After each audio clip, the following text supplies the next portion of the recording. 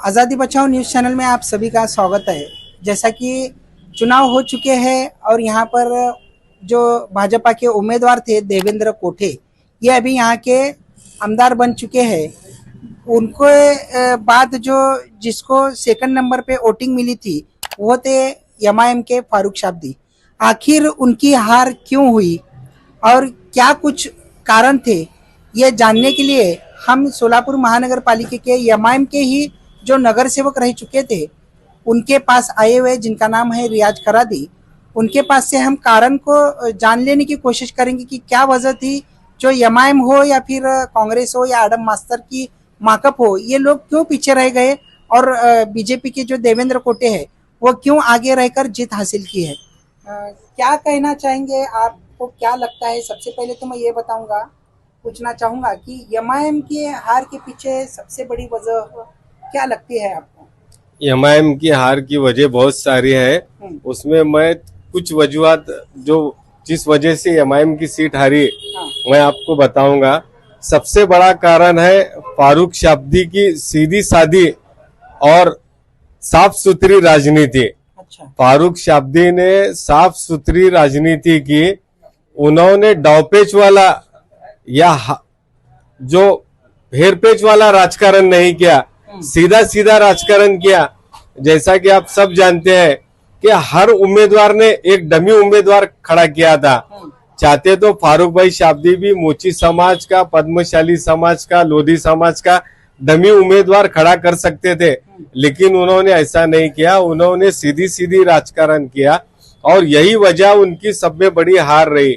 हारने की वजह कि उनकी साफ सुथरी राजनीति उनको हार के लिए वजह हुई।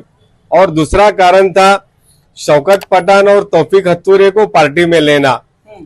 उनको वहीं रखना था और इलेक्शन के बाद उनको पार्टी में लेना था।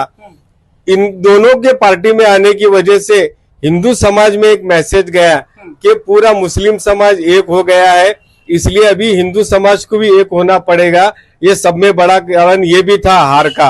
अच्छा, ये यानी कि जो शौकत पठान है और तौफीक हत्तूरे है ये बड़ा कारण बन चुके हैं। ऐसे लोगों में तो ऐसा कहना था कि ये लोगों के आने की वजह से ताकत बढ़ेगी। कांग्रेस के जो यहाँ के वोटिंग थे, क्योंकि तौफीक हत्तूरे यहाँ के इसी शहर मध्य में जो एरिया है जहाँ मुस्लिम की तादाद ज्यादा है वहां पर वो नगर सेवक है, प्रत्याशी थे वो। और शौकत पठान भी शास्त्री नगर जैसे, मौलाली चौक जैसे एरिया के नगर सेवक रह चुके हैं, यानी राजकारण में है वो। उनके फिरदौस पटेल जो है वो राजकारण में है, नगर सेवक रह चुके हैं। तो इस वजह से उल्टा उनकी जो कांग्रेस की जो वोटिंग है वो यहाँ पर मिलेगी ऐसा बताया जा रहा था, और आप तो बोल रहे हैं कि उल्टा इनकी वजह से नुकसान हुआ है। मैं आपको बता रहा हूँ कि ये लोग वहीं रहना था और इलेक्शन के बाद पार्टी में आना था। इनके इलेक्शन से पहले पार्टी में आने से पूरे हिंदू समाज में ये मैसेज गया कि पूरे समाज, पूरे पार्टियों के मुस्लिम लीडर एमआईएम को सपोर्ट कर रहे हैं और एमआईएम में आ रहे हैं एमआईएम को जिताने के लिए। ऐसा मैसेज जाने की वजह से पूरा हिंदू समाज एक हो गया। चेतन नरोटे की डिपॉजिट जब्त हो गई। आडम मास्टर 7,000 वोट नहीं ले सके। तो इसका सब में बड़ा वजह यही थे कि ये पूरा पोलराइज हो गया। हिंदू और मुस्लिम शहर मध्य का जो वोटिंग हुआ ये और हिंदू और मुस्लिम की वजह से हुआ। आप एक हो सकते हैं तो हम क्यों ना एक हो सके, ऐसा वहाँ पर एक संदेश गया है क्या? बिल्कुल बिल्कुल यही मैसेज गया। और इसमें देवेंद्र कोटे की जीतने की सब में बड़ी वजह हम मुसलमान भी है। देवेंद्र कोटे को जो टिकट मिला वो हम मुसलमानों की वजह से मिला। देवेंद्र कोटे को चाहिए कि हम मुसलमानों का शुक्रिया अदा करें कि हमारे वजह से उनको टिकट मिला। लोकसभा के इलेक्शन में जब उन्होंने एक भाषण किया मुसलमानों को टारगेट कर तो मुसलमानों को चाहिए था कि खामोश बैठे, कोई तो एक जवाब दे। कोई भी उठ रहा देवेंद्र कोटे को गाली गलौज कर रहा, यूट्यूब पर आकर अपनी बाइट दे रहा है। इसकी वजह से पार्टी में ऐसा मैसेज गया कि देवेंद्र कोटे ही यहाँ से जीत सकता है। अच्छा। देवेंद्र कोटे हीरो बन गया हमारी वजह से। अच्छा। और उसको टिकट भी मिली और वो हिंदू और मुसलमान के वोटिंग डिवाइड होने की वजह से मुस्लिम एमआईएम को डाला और पूरा हिंदू समाज पहली बार देखने में आया कि सब समाज के लोग एक होकर देवेंद्र कोटे को, भाजपा को मतदान किए। इस पर उनकी जीत हो गई। आपने जो मुद्दा उठाया उसी मुद्दे पर ये मेरा सवाल रहेगा कि जैसा कि आपने अभी कहा है कि उन्होंने जो स्टेटमेंट दिया था वहां पर कई लोगों ने, कई मुसलमानों ने फिर उसको उनके सामने आए, उनको बहुत कुछ कहा, जिसका इम्पैक्ट अभी पड़ा। देखने में यह भी आया है कि जैसे ही प्रणीति शिंदे खासदार बोल के चुनकर आई यहाँ पर, तो उसके बाद भी कुछ नौजवान लड़कों ने जो एक वीडियो बनाया और जारी किया था जिसमें कैसा हराया जो ऐसा कहा गया था, तो उसको लेकर कहीं ना कहीं एक रोष पैदा हुआ, एक गुस्सा पैदा हुआ दूसरे समाज में। और अभी जब देवेंद्र कोटे चुन कर आए तो एक वीडियो के बजाय 50 वीडियो जारी हो चुके हैं कि कैसा हराया देखिए। तो कहीं ना कहीं ऐसा नहीं लग रहा है आपको कि आप अगर 2 है तो वो तुम्हारे सामने 8 की तादाद में खड़े रहे? बिल्कुल, देखो इलेक्शन है ना, 20% अगेंस्ट 80% ऐसा ही चला। 20 के खिलाफ 80, तो ये जो 20 के खिलाफ 80 जो एजेंडा था, ये संघ के लोगों ने बहुत ही कंस्ट्रक्टिव काम किया पूरे महाराष्ट्र में। ये लोग जहां भी जाते, कोई प्रचार नहीं, कोई सभा नहीं, कॉर्नर मीटिंग नहीं, जहां एक 10-12 लड़के मिलते उनको ये ब्रेन वॉश करते गए कि अगर यहाँ पर भाजपा की सत्ता नहीं आई, मुस्लिम किस तरह जुल्म करेंगे और हिंदू किस में है, इस तरह ब्रेन वॉश करके वन साइड लाया गया। और इसमें जैसा कि हम देख रहे हैं कि वोटिंग में भी तफावत है, वोटिंग में तफावत है, तो मशीनों का भी खेल हुआ होगा ऐसा लगता है। जैसा कि राहत इंदौरी साहब का एक शेर भी है, लहू में डूबी हुई आस्तीन जीत गई, लहू में डूबी हुई आस्तीन जीत गई, चुनाव हार गए सब, मशीन जीत गई। तो मशीनों का भी खेल हुआ है। इतने मार्जिन से कभी कोई जीता नहीं, इतने मार्जिन से 12 से 15 लोग 1 लाख की मार्जिन से जीत गए। इतना बड़ा मार्जिन जीत नहीं सकता, क्योंकि लोकसभा अभी हाल ही में लोकसभा हुई थी, उसमें महाविकास आघाड़ी को भरघोस मतदान हुआ था। तो ये वन साइड भाजपा को जाता है, शिंदेगढ़ को जाता है, अजीत पवार को जाता है, जबकि अजीत पवार के गढ़ का एक खासदार है और शिंदेगढ़ के 7 है। और डबल आंकड़ा पार नहीं की भाजपा ने, वो 132 आमदार तक पहुंच गए। तो इसमें कहीं ना कहीं ईवीएम पर भी शक किया जा सकता है। मुझे ये बताइएगा कि आप नगर सेवक रह चुके हैं, बड़े पैमाने पर आपका अनुभव रह चुका है राजकारण का। कहीं ना कहीं ये एमआईएम के जो फारूक साहब है, आप जैसे लोगों का जो साथ में उनका हमेशा रहना चाहिए, जो नगर सेवक होते हैं, जो यहाँ के महानगर पालिका के होते हैं, या तो फिर उनको कहीं ना कहीं राजकारण का जो अनुभव होता है वो कम होने के कारण ये सब कुछ हुआ है, हार हुए, ऐसा लगता है? नहीं, बिल्कुल नहीं। हाँ। हम ज्यादा से ज्यादा स्टेज पर फारूक भाई को बोलने का मौका दिए, क्योंकि फारूक भाई उम्मीदवार थे और उनके जो 4 वादे थे, आपके वो वादे वगैरह है, सबने देखा है। उनको जो राजनीतिक गांव पेच जैसा आपने शुरू में ही बताया, वो खेलने के लिए उनको एक अनुभव नहीं है, ना वो नगर सेवक रह चुके हैं, ना राजकारण में कभी कोई बड़ा पद हासिल कर चुके हैं। आप जैसे लोग जो नगर सेवक होते हैं, या तो दिग्गज लोग होते हैं, मातम्बर लोग होते हैं, पुराने लोग होते हैं, बुजुर्ग लोग जो राजकारण के होते हैं, वही है। एमआईएम में कहीं ना कहीं वो लोगों की कमी है, ऐसा आपको नहीं लगता है? नहीं, सब लोग उनके साथ थे। देखो, अगर उनको राजकारण का अनुभव नहीं होता तो पिछली दफा 38,000 वोट गिरे थे। नहीं, वो तो काउंट के तौर पर मिल रही है ना। तो इस बार 61,000 से ज्यादा वोट उन्होंने लिया, तो इनका राजकीय अनुभव तगड़ा था। लेकिन हमको प्रॉब्लम ये हुआ कि जो सोशल मीडिया पर कुछ लोग आईडी बदलकर एमआईएम के फेवर में कुछ ऐसे कमेंट्स कर रहे थे जिससे हिंदू समाज भी नाराज हो रहा था। ऐसे गलत कमेंट्स कुछ लोग आईडी बदल कर रहे थे, फिर मुसलमानों के फेवर में स्टेटमेंट कर रहे थे। तो कहीं ना कहीं एमआईएम के नौजवानों ने जो कुछ ज्यादा जोश में आकर जो किया है, वो भी कहीं ना कहीं इम्पैक्ट किया है सामने वालों को दिमाग में जाने के लिए कि अरे ये लोग तो ऐसा कर रहे, तो फिर हमें भी कुछ ना कुछ करना होगा, हम भी एक होना चाहिए, ऐसा लगता है। नौजवान लड़कों का जोश कहीं ना कहीं इसके लिए जिम्मेदार हो सकता है।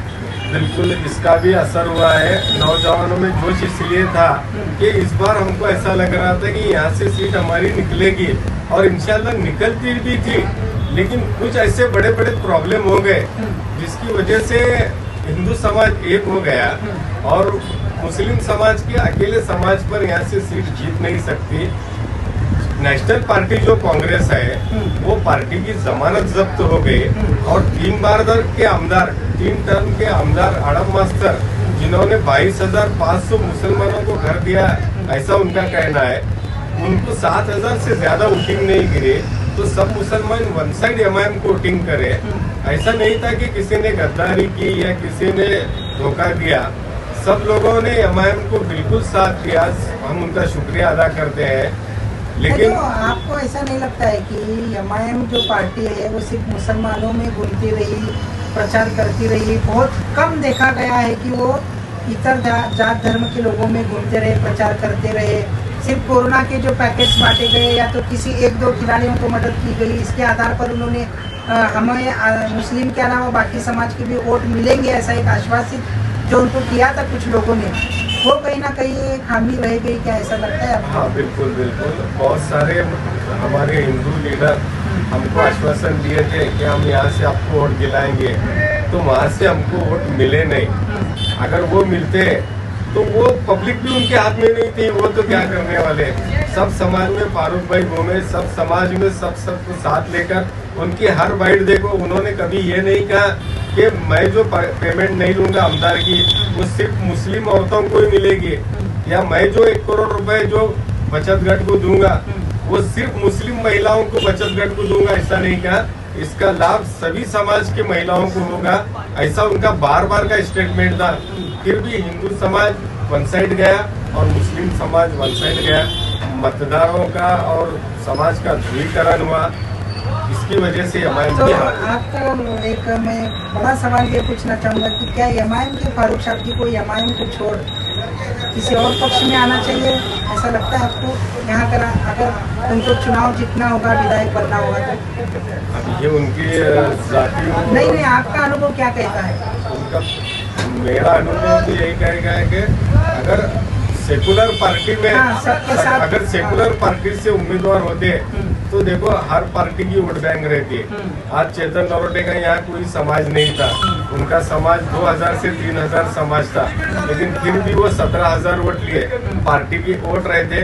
अगर सेकुलर पार्टी से उम्मीदवार होते तो यकीनन जीत जाते।